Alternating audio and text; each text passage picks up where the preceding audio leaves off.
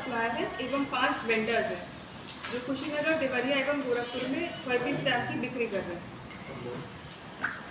ये जो वेंडर से खरीदते थे उनको मालूम था कि वो फर्जी ले रहे हैं? हाँ। बेसिकली मैं थोड़ा सा बहुत अच्छे से एक्सप्लेन किया है, थोड़ा ऐड कर दे रहा हूँ। पहले हमें ये समझना पड़ेगा कि सही प्रक्रिया क्या है। जैसे किसी भी चीज़ में अगर हम लोग स्टैम्प पेपर यूज़ करते हैं तो जेन्युइन स्टैम्प पेपर ट्रेजरी द्वारा इशू किए जाते हैं, जिसको कि जो रजिस्टर्ड नोटरी या वेंडर्स रहते हैं वो वहाँ से लेते हैं और फिर वो आगे उसको सेल करते हैं, उसको आगे देते हैं। इस पर्टिकुलर ये मामला कैसे आया कि नॉर्मली तो बहुत स्टैम्प पेपर्स यूज़ हो रहे हैं।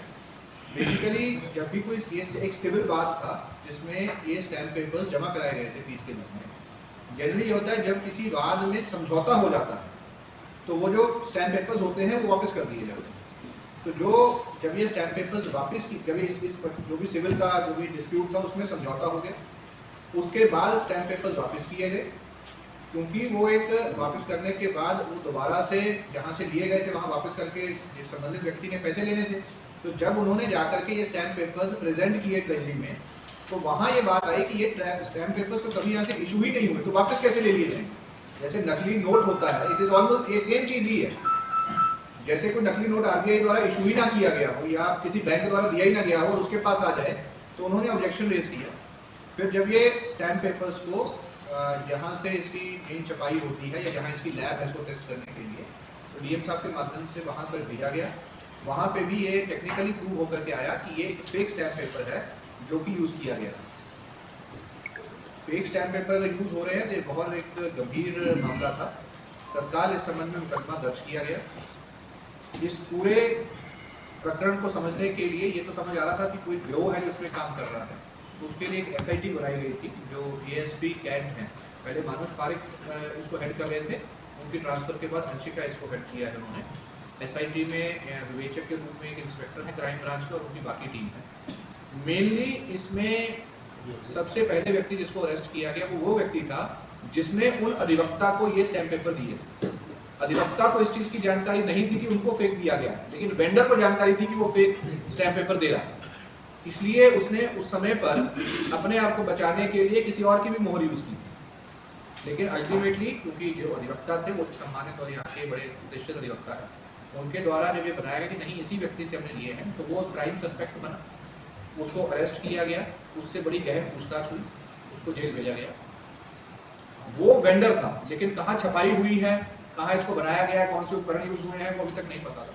तो उस व्यक्ति की पिछले समय में क्या गतिविधियां रही हैं, कौन कौन व्यक्ति उसके संपर्क में आए हैं, कहाँ पर उसका आना जाना है, पैसे का लेन देन है, इस पूरी चीज को एसआईटी ने समय लेकर के स्टडी किया। तभी जनवरी से आज अप्रैल में हम लोग आए हैं।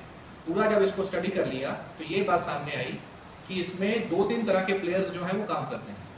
सबसे पहला है जो व्यक्ति एक्चुअली इसको छाप रहा है। ऐसा तो नहीं है जैसे तो कोई भी फोटोस्टेट मशीन वाला छापना शुरू कर देगा, इतना इजी नहीं है। पहले तो वो कागज प्रोक्योर करना, नॉर्मल कागज पे A4 कागज पे तो छप नहीं रहा है, तो कागज प्रोक्योर करना। फिर जो भी उसमें सिक्योरिटी फीचर्स होते हैं, हो सकता है आज वापस जाएंगे तो जरूर स्टैम्प पेपर मंगा के कोई देखिएगा तो उसमें सिक्योरिटी फीचर्स क्या होते हैं। तो मान लीजिए 20,000 रुपए का कोई स्टैम्प पेपर है, उसमें सिक्योरिटी फीचर्स और बाकी छोटे 10 रुपए वाले में भी ऑलमोस्ट सेम होते हैं। उसमें एक नंबर होता है सिक्योरिटी का।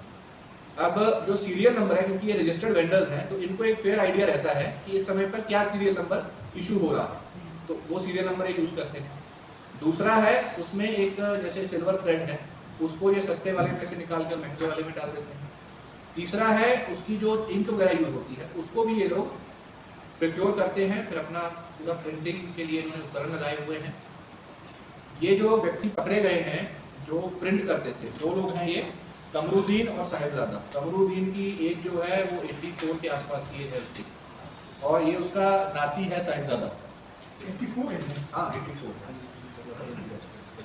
कमरुद्दीन जो है वो पहली बार जेल 1986 में गए थे और फिर 2014 में गए बिहार से। ये बिहार सेवा के रहने वाले, वहां से जेल गए। फिर अपने इन्होंने भी ये जो कला सीखी या ये जो क्राइम करने का तरीका सीखा शायद अपने ससुर से सीखा, फिर खुद सीखा और अब अपने नाती साहिबजादा को पास ऑन कर दिया। इसका एक बेटा भी है जो हमारे मुकदमे में भी वांछित है और बिहार में भी एक मुकदमे में वांछित चल रहा है, वो भी 1 साल पहले अभी जेल से छूटा है। तो ये लोग बेसिकली वो लोग हैं जो इसको प्रिंट कर रहे थे, साथ ऊपर लगा करके नवाबार वो वांछित वाली सूची में नहीं है, तो बेटा ही लिखिएगा। तो उसके बाद प्रोक्योर फिर कहाँ से सामान प्रोक्योर करना है, तो बैकवर्ड लिंकेजेस जो है उसको भी हम लोग खंगाल रहे हैं कि ये सामान कहाँ से प्रोक्योर कर रहे थे, वो भी हमारी इन्वेस्टिगेशन की विषय वस्तु है। फिर अब जब प्रिंट कर लिया तो खपाना कहाँ पे है, तो अभी तक की जांच में जो हमारी 2 लोग तो ये अरेस्ट हुए हैं, 5 लोग जो अरेस्ट हुए हैं बाकी वो सब वेंडर्स हैं जो इनसे फेक स्टैम्प पेपर खरीद रहे थे और यहाँ पर खपा रहे थे।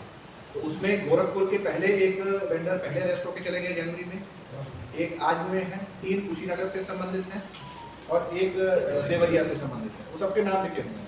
गोरखपुर से ये रामलखन जायसवाल है, वो भी अरेस्ट हुआ है। रविदत्त मिश्रा पहले अरेस्ट होकर चला गया है।